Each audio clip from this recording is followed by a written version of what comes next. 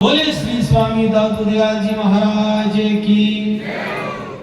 आदरणीय परम पूजनीय साधु राम जी महाराज ने बहुत सुंदर शब्दों में अपना वक्तव्य आपके सामने प्रस्तुत किया, लेकिन मुझे जो बात कहनी है, एक नयापन दादू संप्रदाय में आपने शुरू किया। अभी हमारे हरिदास जी महाराज यज्ञ में जिस प्रकार से मंत्रोच्चारण कर रहे थे,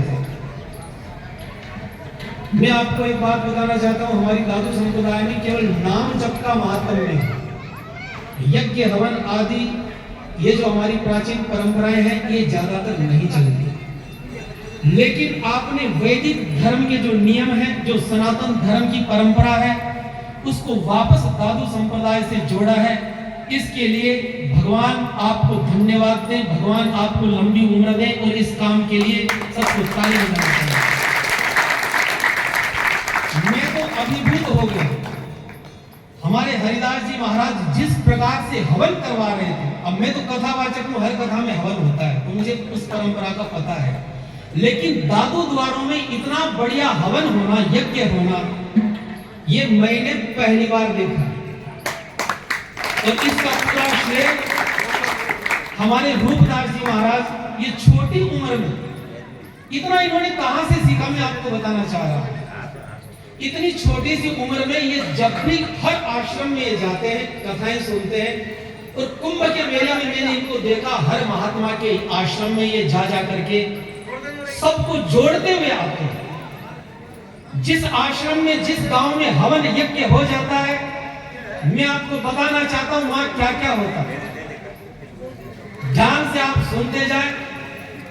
चाणक्य ने, महात्मा जी साधुराम जी बाप जी, चाणक्य ने अपनी चाणक्य नीति में एक श्लोक बोला है, मैं उसका हिंदी अर्थ भी आपको बताऊंगा।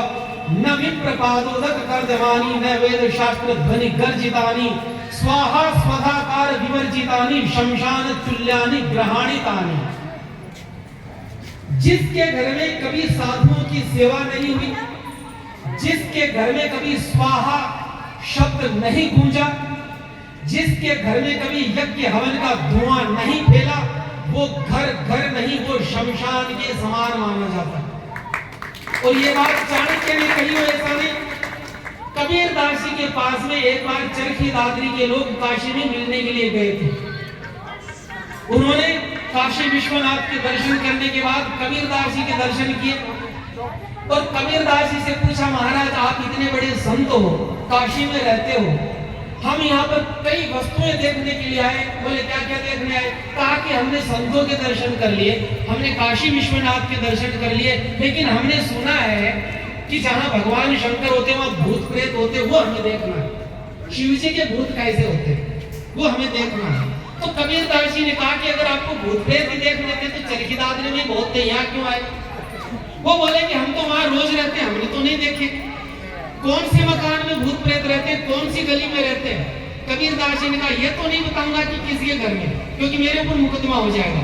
उन्होंने एक दोहा बोला, दोहा लिख करके दिया कि ये गुण धर्म जहां पाए जाते हैं, समझ जाना भूत प्रेत है। क्या लिखा? सबसे पहले उन्होंने लिखा, जेहि घर साधु ने सेइये नहीं सत्संग अरदास।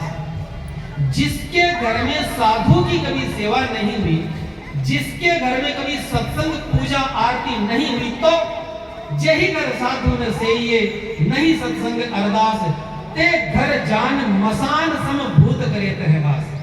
अब आप सोच लीजिए,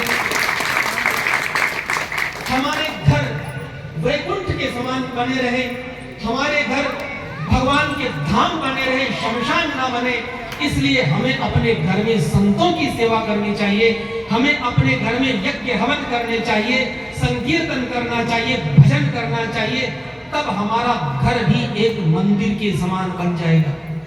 और आदरणीय रूपदास जी महाराज, हम आपके सामने अपने आप को बहुत छोटा महसूस करते हैं। हम कथावाचक होकर के पूरे देश में भ्रमण करके भी वो काम नहीं कर पाए जो आपने इतनी छोटी सी उम्र में इस आश्रम में, जब कोरोना से पहले हम आए थे तो हमने सोचा नहीं था इतना विशाल मंदिर बनेगा। एक तो अयोध्या में राम मंदिर बन रहा है, और एक आपने स्वरूपानंद जी महाराज, श्यामदास जी की तपोभूमि में। बचपन से मैंने रूपदास जी को देखा, हरिदास जी आपसे भी छोटे थे तब से देखा, प्रेमदास जी महाराज की सेवा आपने की, राम प्रसाद जी बाबा निवाई के जो सिद्ध संत, उनकी आपने 5 वर्षों तक सेवा की। ये उसी संतों की सेवा की तपस्या का प्रभाव है कि बिना किसी विद्यालय में पढ़ने के बावजूद भी आज आप इतने महान संत इतनी छोटी सी उम्र में बन गए। जिन जिन गांव के जो लोग हैं वो इतने श्रद्धालु हैं, इतने हरि भक्त हैं। यहाँ के नौजवान छोटे छोटे बच्चे, अभी मैं देख रहा महाराज जी जब आप मंत्रोच्चारण कर रहे तो छोटे छोटे बच्चे बैठे थे आपके साथ मंत्र बोल रहे थे, अब उनको किसने सिखाया? तो जिस गांव में इतना अच्छा आश्रम हो, संतों का स्थान हो, जहाँ संतों का आवागमन हो, आज आप देखिए कितने संत यहाँ पधारे हैं। इतने संतों के अगर दर्शन करने आप जाए अपनी गाड़ी का डीजल फूंक करके तो आपको कितने दिन लगे? तो संतों का समागम जिस जगह होता हो, विद्वानों का आगमन जिस जगह होता हो, और जहां पर इतने अच्छे भजन संकीर्तन होते हो, उस भूमि की धूल, वहां की रज भी पवित्र होती है। इस धूल को भी अगर कोई सिर में लगाए ना तो उसके पाप भस्म हो जाए। इतना ही कह करके मैं अपनी वाणी को विराम देता हूँ। बोले श्री स्वामी दामोदर जी महाराज की, सनातन धर्म की, गौ माता की, बाबा स्वरूपानंद जी महाराज की, श्यामदास जी महाराज की।